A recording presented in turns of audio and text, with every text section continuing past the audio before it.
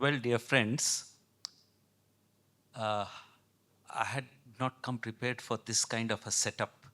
I'm more used to 4 or 5 people being around me. And so it's a little intimidating.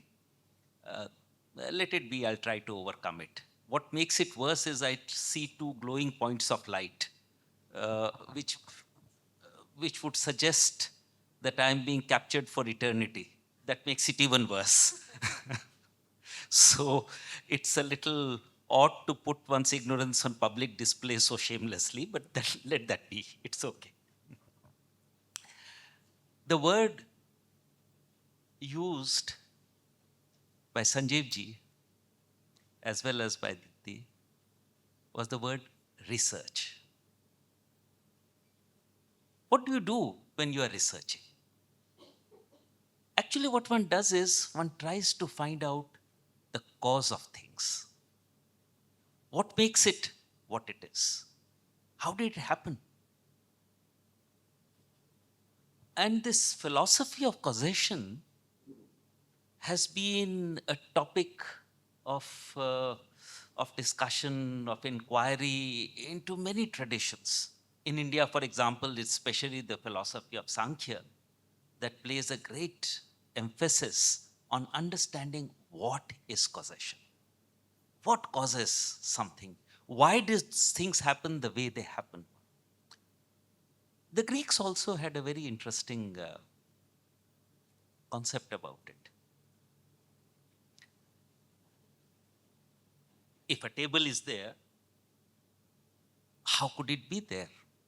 Well, they divide it into layers of causes. There's a material cause. The wood has to be there so that the table can be. But wood by itself is not enough. There has to be a carpenter who has to do it. There has to be an instrumental cause, what they, what they call the instrumental cause, by which that which was not there or there potentially could emerge into what one wanted it to be.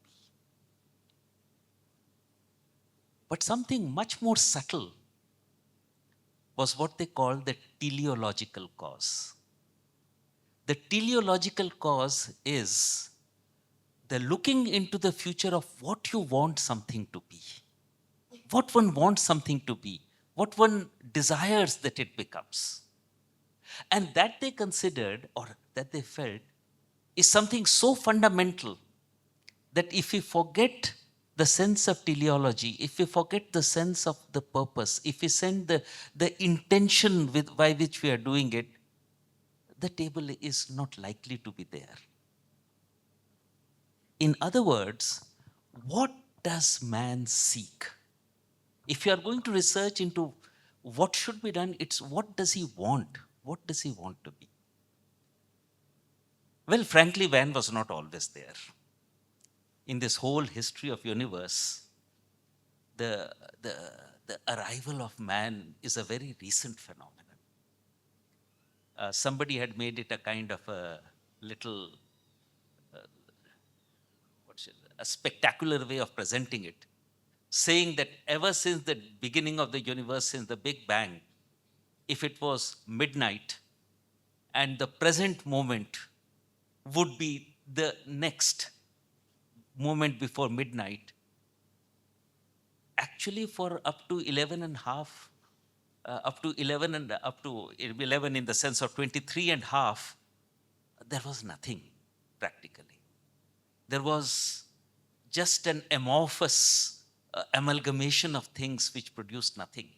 Maybe life emerged about 2 seconds before the coming of, of this moment when it was transitioning into the next day. And that was the emergence of life. Coming to man, it was a fraction of a second. And coming to the beginning of civilization, it was even less. And that's the scale on which we exist. And yet, in this vast scale, what was it that worked out?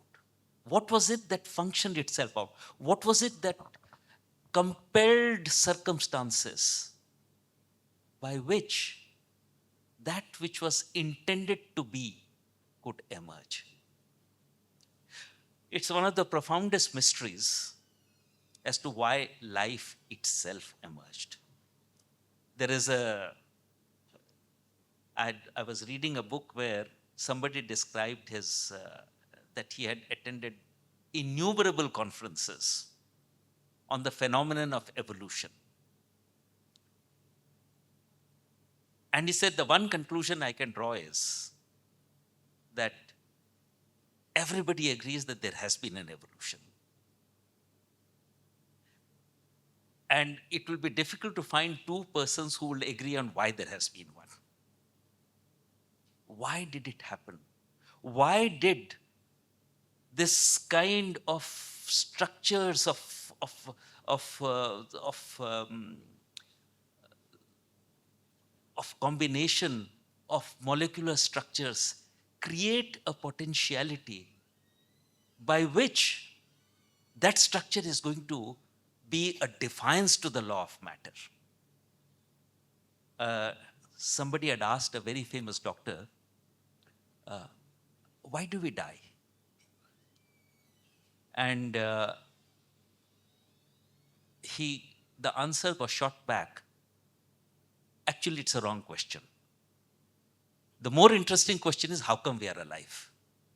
The natural condition is death. The basic condition of existence was matter. Mysteriously, these molecular structures combined themselves, created themselves into a form which actually defied the form of matter. Matter is that which disintegrates. Life is that which is a kind of a negative entropy. Out of the disintegrated matter, it compels it to express or incarnate something that is beyond the capacity of matter. See, as a little provocatively, as one says, the lovely mango that one eats is nothing else but recycled compost. And yet, that disintegrated thing, life has emerged into it, by which it takes up has been in a disintegrated state, reintegrates it into a new, meaningful something. Explanations have been given, or attempted explanations have been there, which says that actually it was a chance combination. A chance combination of a few structures which somehow or the other created the cell, which created the living cell. A living cell is precisely that which is, it is living. It is not what it was as matter. But then it incarnated a new cell. It incarnated a new sense, a new power, a new possibility which matter did not have before. But why did this combination take place? There's actually a biologist who made a very interesting speculation. He created a potential number of combinations that these molecular structures could have, and juxtaposed it upon the possible or the present structures that actually support life and are not hostile to it. And the disproportion was so much that he had a very beautiful sentence to say. If this happened by chance, let me tell you, someone is cheating surely somewhere. In other words, the whole place that when we are looking for the teleological cause, which we can never forget, is that there was a sense in it. There was a purpose by which it was created. Life evolved. Life evolved in many its forms, from the most primitive unicellular to the most complex, to the most mysteriously collaborating internal functioning of its organs. But life had one characteristics. The characteristic of life of a living form was where the the thing knows, in a certain sense, within quotes, knows what it should do without really knowing it. To put it in a very concrete way, uh, one gets a little injury, the body automatically reacts. At that injured point, the immune system starts functioning. The system starts getting activated. The cells in that area build themselves, recreate themselves, recast themselves into some form by which a process which we call healing takes place. And when it is healed, they actually stop doing what they were doing before. How did they know? How did they know that this is the time when you have to activate yourself? How did they know that this is a time when you should not activate yourself? Because if you do, actually it's going to become a disease. Well, in a certain sense, the cell knows, and yet it doesn't. Yet it is as if unconscious, as if mysteriously it is driven. Am I being too loud? Okay. So, as if mysteriously it is being driven to do that which is right, actually to do that which is correct without being really conscious of it. A migratory bird knows exactly what it should do, and yet you will not be able to persuade a migratory bird that I have created conditions by which you can pass the winter without difficulty. You need not take that arduous journey, because it does that which is right without knowing what is right. You will never be able to pursue it. In fact, there was recently something very interesting happened. During the COVID time, movements were naturally restricted and people could not go near the sea. And some of the students had come to me because in ashram we have an aquarium section, uh, where the marine aquarium is there, sea life is there. There was an eel,